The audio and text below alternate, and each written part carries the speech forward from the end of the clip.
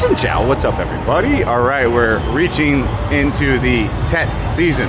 So we are in Saigon, Ho Chi Minh City, Vietnam. We're gonna talk about TET a little bit. Should you travel? Should you come here during TET? We're gonna basically talk about a bunch of different things that involve TET, coming here and traveling around Vietnam during TET. Should you do it, etc., etc., etc. So first things first, should you come to Vietnam, Saigon, during TET holiday? Wow, that's a tough answer. Some people are going to tell you yes, some people are going to tell you no. We've shot this video before. My answer, I think, changes each year. Boy, I think if it's your first time coming to Vietnam, do not come during the TET holiday. That's a terrible idea. I retract whatever I've ever said before, but do not come for your first time to Saigon during a TET holiday. Yeah, there's stuff to do here. There's a couple festivals and things like this, but the city does shut down in a major way. People do travel outside of the city. It's in a more expensive time. Boi Vane, the party areas, up the prices on everything. It becomes a whole different ball game on the price gouging, essentially. You know, they change the prices everywhere. I'll give you an example. We're in beautiful Binh Hue right now. The Long Cafe over here will switch out to an entirely different menu in a couple weeks. They'll go from 100K to a beer to like 200K to a beer. Literally, just like that. And dozens and if not hundreds of other places will also do the same thing during TET. So I think TET is a good experience to come and see if you've got especially a wife or family here, you've been here a few times and you're coming for that experience. Yes, then come for like a TET holiday.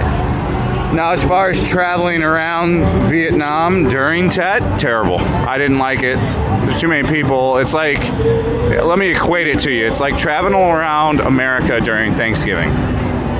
Do you want to be in the airport during Thanksgiving? Do you want to be doing all that stuff? It's the same shit here. It's overpacked. It's too many people around. It's a bit annoying. You know, things are more overpriced, hotels, all that stuff. So it's not nearly as affordable nor as accommodating as it would be in, say, an off season. So again, though, it's a thing to experience. Like, traveling in these conditions in Vietnam is also like just an entire experience. Like, going to a tourist destination during a holiday like TET is a phenomenon. It's like a Disney times 100 sometimes. Like, the lines are huge and hours long, and so I mean, there's something to be said for that if that's your type of deal. But I think for the most part, I would stay away from it unless you like huge crowds, paying more for stuff, you know, etc. And then, like I said, if you live in Vietnam, I like Saigon during TET because no one's here. So I like it for like different reasons than maybe somebody else would like it. But over the past few years, especially since COVID, more people stay in Saigon during TET. And what a lot of people don't know is a lot of people that live in Saigon aren't actually Saigonese. You know, I'll bring it up in live streams into Vietnamese a lot and stuff, and being Saigonese is not a big deal, but it's a thing that you do ask because a lot of people that live in Saigon aren't actually from Saigon. So they're going back to their like hometowns, they're traveling, stuff like that. But like I said, for me, I don't want a queue to go on a cable car for 2 hours. But there are people that like that. Like, I had a girlfriend that thought shit like that was cool. Like, she wanted to be where all the action was and like where all the people were and to like experience everything that was going on. But for me, no. Like, I think it's a hard pass for traveling around Vietnam during TET. It's a waste of money and shit is way too busy. Too expensive. Damn, there's so many hot chicks. What the? Oh, I went off the script here, boys. Whew.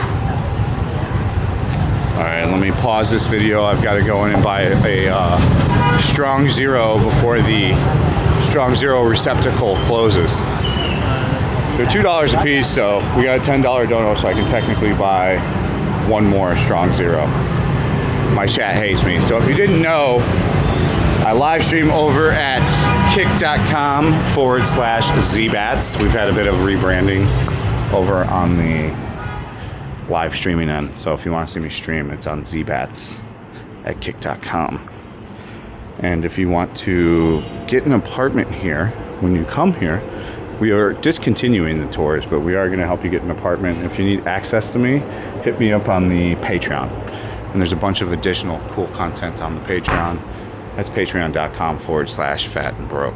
So I'll be right back. We'll get into the second half of this video.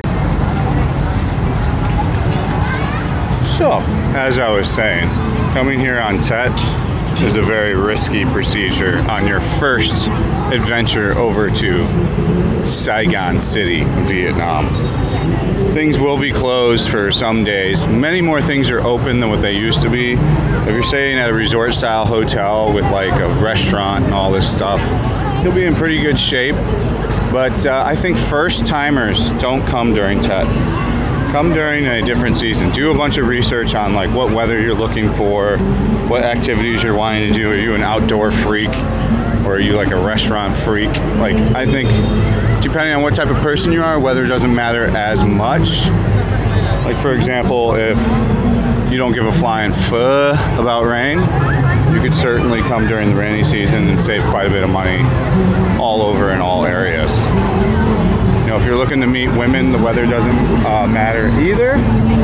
You know, we're going to continue to do more videos on how to date and how to pick up girls in Saigon City, like what just walked by right now. I can help you find those girls, boys. So stay tuned to my channel for all the advice on that type of stuff. And like I said, trying to travel around. This guy's just yelling randomly into a microphone.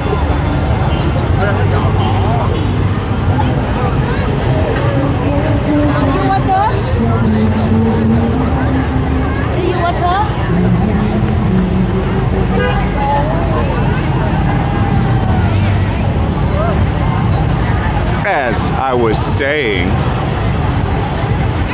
coming here on TET for your first time is going to be a precarious situation. As I said, the things are going to be closed, all that, yada, yada, yada.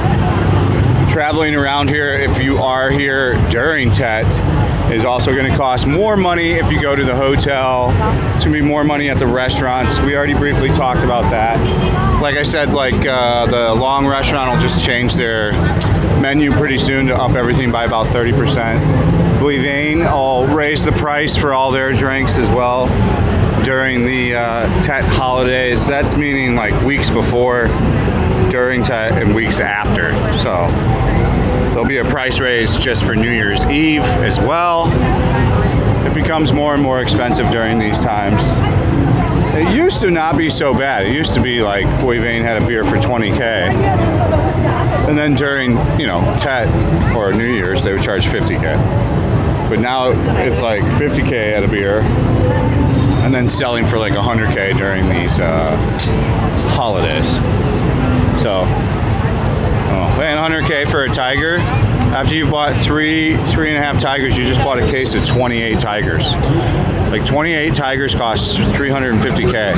If you're buying in bulk, I'm told it's like less than 300K for a pack. So like 3 beers essentially, you've bought them a case of beer. That's a crazy, crazy profit turnover. And then with the amount of money that they pay their staff, I don't think that's a very good deal for us as a consumer. And why am I oiling up a place on Boivin? The security staff is super rude. They're pushy to get me in the door. They just want my money. They're overcharging me for drinks. If you're not drinking at some of the places now, they ask you to leave pretty quickly. Just the like rudeness of the staffs at the places now is insane. Like, you can just see that "I hate foreigners" are like written all over these dudes' faces. It's like younger dudes. I mean, I've seen some of the rudest shit at these clubs on Boivin over the past year or two since they've reopened since COVID. It really is not a thing for me to go there anymore because of these reasons. Now, there's a bunch of good spots off center to Boivin. We're going to do another video expanding on all that stuff, down every single little alley, explaining what it is. I know quite a bit about each one of those places now, so look forward to that. The other thing I would say is there's all kinds of great content like we talked about on the Patreon. All the Japanese content is on there. I've got 5 more videos. I'm working on editing those. We do that over on the live stream. So if you want to see me live stream, that's kick.com/Zbats on the rebrand. Patreon is patreon.com/fatandbro. As ever, I appreciate you guys for watching. I hope this was helpful. If you need to talk to me, message me on Patreon. We'll see you on the next one. Stay frosty. Peace out.